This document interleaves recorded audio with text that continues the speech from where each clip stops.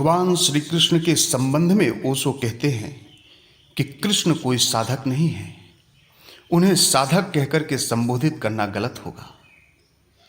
वे एक सिद्ध हैं, जीवन की कला के एक पारंगत और निपुण कलाकार हैं।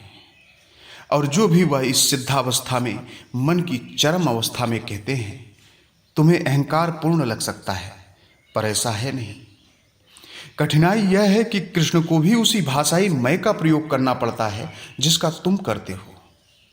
लेकिन उनके मैं के प्रयोग में और तुम्हारे मैं के प्रयोग में बहुत अंतर है। जब तुम मैं का प्रयोग करते हो तब उसका अर्थ है वह जो शरीर की कैद में है, लेकिन जब कृष्ण मैं कहते हैं तब उसका अर्थ है वह जो पूरे ब्रह्मांड में व्यापक है। इसीलिए उनमें यह कहने का साहस है, सब छोड़कर मेरी शरण में आ जा। यदि यह तुम्हारा मैं होता, शरीर का कैदी, तब उनके लिए यह कह पाना असंभव होता। और यदि कृष्ण का मैं तुम्हारी तरह ही क्षुद्र होता तो अर्जुन को बहुत कष्ट पहुंचता।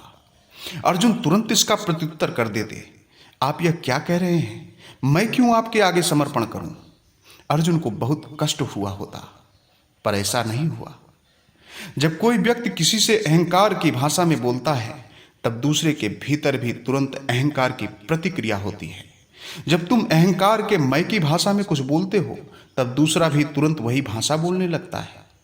हम एक दूसरे के शब्दों के पीछे छिपे अर्थों को समझने में सक्षम हैं और तेजी से प्रतिक्रिया दे देते हैं। परंतु कृष्ण का मैं अहंकार के सभी चिन्हों से मुक्त है और इसी कारण वे अर्जुन को एक निर्दोष समर्पण के लिए पुकार सके। यहां मेरे प्रति समर्पण का वास्तव में अर्थ है पूर्ण के प्रति समर्पण। वह मौलिक और रहस्यमय ऊर्जा जो ब्रह्मांड में व्याप्त है उसके प्रति समर्पण। निरहंकार बुद्ध और महावीर में भी आया है, परंतु यह उनमें बहुत लंबे संघर्ष और परिश्रम के बाद आया है। किंतु संभव है कि उनके बहुत से अनुयायियों में ना आए, क्योंकि उनके मार्ग पर यह सबसे अंत में आने वाली चीज है। तो अनुयायी उस तक जा भी सकते हैं और नहीं भी। किंतु कृष्ण के साथ निरहंकार पहले चरण में आता है। वे वहां प्रारंभ होते हैं जहां बुद्ध और महावीर समाप्त होते हैं। तो जो भी कृष्ण के साथ होने का निर्णय लेता है उसे इसे बिल्कुल प्रारंभ से रखना होगा। यदि वह असफल होता है तो उसका कृष्ण के साथ जाने का कोई प्रश्न ही नहीं उठता।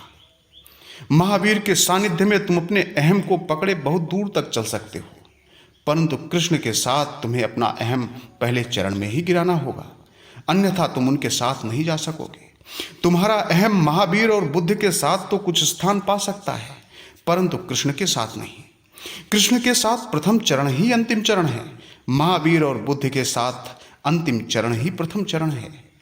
और तुम्हारे लिए इस अंतर को ध्यान में रखना महत्वपूर्ण है, क्योंकि यह एक बहुत बड़ा अंतर है और बहुत आधारभूत भी।